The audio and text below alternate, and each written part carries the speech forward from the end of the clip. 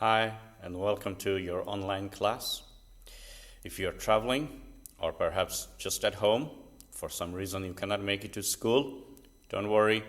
Keep watching these videos and at the same time visit the Google Classroom and try to turn in all the works on time.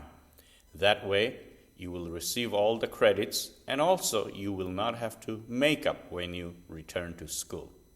All right, so keep watching these videos and do all the required assignments.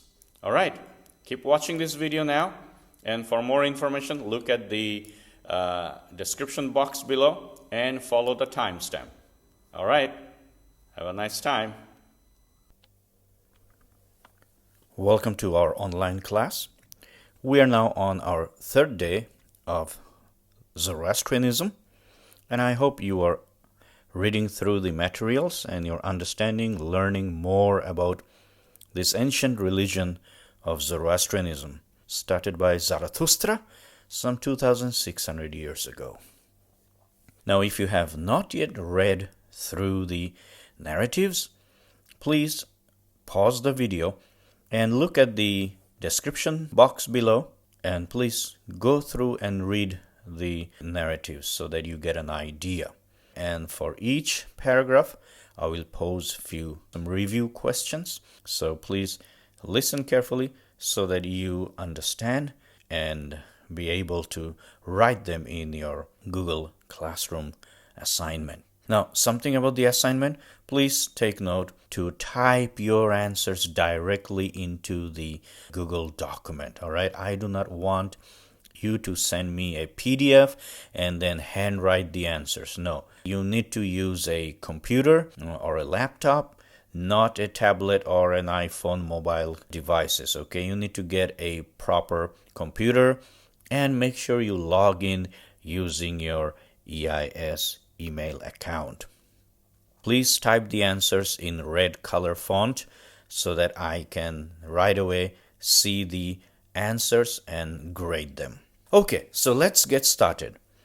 The belief of Zoroastrianism. Now you have this first paragraph right over here. You can read that. Take a moment if you have not yet read it. Now let me ask you a few questions. Number one, what was Zarathustra thought to be during his time? What did people say who he was?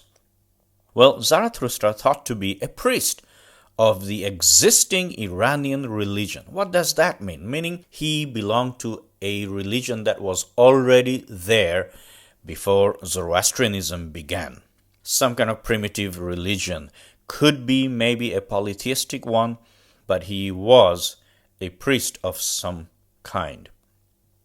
Number two, what was the Greek name of Zarathustra? Well, I think you know that because you have come across that in the previous lesson, right? His name was Zoroaster in Greek. In Persians, or they used to call him Zarathustra, but the Greeks called him Zoroaster. When and where did Zarathustra live? Well, he lived in what we call the ancient Persia, which is today the present day of Iran, some 2,600 years ago. All right, so that was your first paragraph. Let's jump into the second paragraph now. Please again take some time, read through the paragraph. I will ask you 3 questions from this second paragraph. First question, what is the name of Zarathustra's god? I'm sure you found this also in your previous reading, and that is Ahura Mazda. All right, his name is Ahura Mazda. Now, this is the same name that we have the brand Mazda in Japan. You can go into Google and Google it up. You will find some interesting facts about this name. Next, what is the name of Zoroastrian scripture? Oh yes, every religion has a scripture, a holy sacred text. And Zoroastrians, they call theirs Avesta. Avesta. Third question, what was Zarathustra's main message? What did he come here to preach? What was his main goal for the people? Well, he preached a religion of personal ethics in which people's actions in life were more important than ritual and sacrifice. So he preached that people should ditch all these elaborate rituals. No rituals, please. Don't waste time on those. But instead, live a good, moral, ethical life. Now, does that sound familiar? Have you ever heard of that before? There was another man in India who rose up and he said that let's do away with rituals and let's focus on ethics, moral. Let's do what is right. Who can tell me who is that? Well, we're talking about Buddha, right? Buddha also was not happy with all those elaborate Hindu rituals. He wanted to get out of the rituals and focus on living a moral, upright lifestyle. All right, now let's move on to the third and the fourth paragraph. Again, if you have not read it, please pause the video right now and read from the description below. And once you're done, let's look at 4 more questions here. What are the followers of Zoroastrian called? Well, they have an interesting name. They are called Zarathustras. Zarathustras. That is the followers of Zoroastrians called. What is the name of Iranian Zoroastrians called? Now, Zoroastrians who lived in Iran, what are they called? Okay, they are called either Iranian Zoroastrians, you can refer to them as Iranian Zoroastrian, or Zartoshtis. Zartoshtis. It's an interesting, very hard word to say. Who are the Farsis? Okay, now the Farsis are also Zoroastrians, Iranian Zoroastrians, who left Iran, came to India, and settled down in India. We call them today the Farsis. All right, they are actually Zoroastrians from Iran, but now living in India. In which country do we find the largest Zoroastrian community? In which country? Well, it has to be India.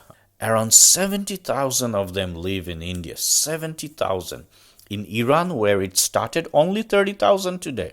Because of Islamization of Iran, a lot of them left Iran and they migrated to many different countries. So in India, they have the highest number, around 70,000. All right, now let's take a look at paragraph number 5. Again, if you have not read it, please pause the video and go ahead, read that section from the description below or from your ebook. Once you're done, let's get on with this paragraph. Let's take a look at a few questions here. Now, what are psalms called in the Persian language? Psalms, like in the Bible, we have the book of Psalms. They are actually called songs. Okay, they're hymns. David wrote a lot of them. And the Jews, even today in their synagogue, they use those as songs, hymns. So they're called psalms. Now, what is the word in Persian? Well, it is called gathas. Now, this, again, you probably have come across in your past lessons. So, gathas is another name for psalms or hymns. What do we find in the gathas? Well, the gathas, as I just said, they're hymns, songs, which praises or shows the personal expression of Zarathustra's belief in the Supreme God. So, they are in the form of songs, in the form of hymns, in which he is expressing his belief in the Supreme God, Ahura Mazda. And of course, the conversation of Zoroaster with Ahura Mazda. All the conversations are in the form of songs and hymns. What is written in Yashna? What is Yashna? It's the liturgy of sacrifice, meaning it's the instruction of how to make sacrifices. Now, remember, Zarathustra did not like animal sacrifice. So when they talk about sacrifice here, they're not necessarily talking about killing animals, but sacrifice in sense of other things. Okay, you could sacrifice your time, you could sacrifice your talent, you could sacrifice, there are other means of serving God. What is the Whispered? Well, Whispered is a minor liturgical text that contains praises to Zoroaster and other spiritual leaders. And the Videv or Videv Dat, contains the creation story as well as the framework of Zoroastrian law. So this is like Genesis and Deuteronomy in the Bible. You see, the Genesis has the story of creation. So in Zoroastrianism, it is the Videv Dat. That contains the creation story. You want to know all the laws, like Moses gave tons and tons of laws to the Israelites? You will find that also in this book called Videv Dat. What is the Yashats, or hymns to angels and heroes? So Yashats are the hymns that are sung to the angels and the heroes. The Kurda or Korda Avesta, it's called the Little Avesta, which is essentially the Zoroastrian book of common prayers. So if you want to read about prayers in Zoroastrianism, you got to read the part called Korda Avesta. Korda Avesta has all the prayers. So these are the different actually part of the gathas, all right? Gathas, these are all songs, but they are divided into different categories. And so you have the Yashna, you have the Vesperad, you have the Videdat, you have the Yashats, and you have the Korda. Now, we have the last paragraph, which talks about the three basic principles of Zoroastrianism. Is that they believe in one God. This is again where they profess that they are the first religion that believe that there was only one God, or there is only one God. This one God is the Almighty. He's the wise Lord. He's better known as the Ahura Mazda. They also believe in the twin spirits, truth and the lie. The truth and the lie. And this is where I talked about yesterday about the dualistic worldview, dualism, where they have two equal powers, the good and the bad. They're equal, almost like Taoism, where you have the yin and the yang, where you have the black and the white part, which are like equal. Zoroastrians believe in this twin spirits, and that's why they call it twin, okay? Why? Because twins are usually, they look the same, right? So here they're talking about the power, having the equal power. And who is these two twin spirits? Well, one is called the Spentamainu, or the spirit of truth, Spentamainu. And the opposite is Angramainu, Angra, like angry, Angramainu, which is the evil. And the third principle they believe is free will, that all of us have the choice. You can choose to believe the lie, or you could choose to believe the truth. You can subscribe to Spentamainu or follow Angramainu, the lie, and live not in the truth. So that is their three principles. So what are the three basic principles of Zoroastrian worldview? Well, number one God, that is Ahura Mazda. Number two, the twin spirits, Spentamainu and Angramainu, they are equal.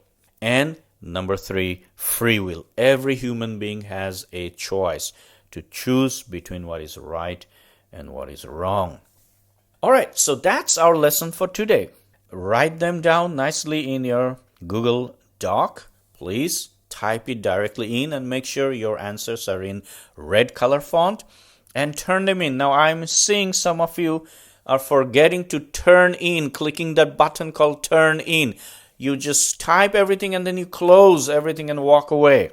You're not turning it in, and so I cannot give you a grade. And then later on, when you realize you didn't turn in and then you turn it in, it's already late and you're deducted, okay? You are losing points. So please be alert. Please know what you're doing. Don't forget to turn in your assignment.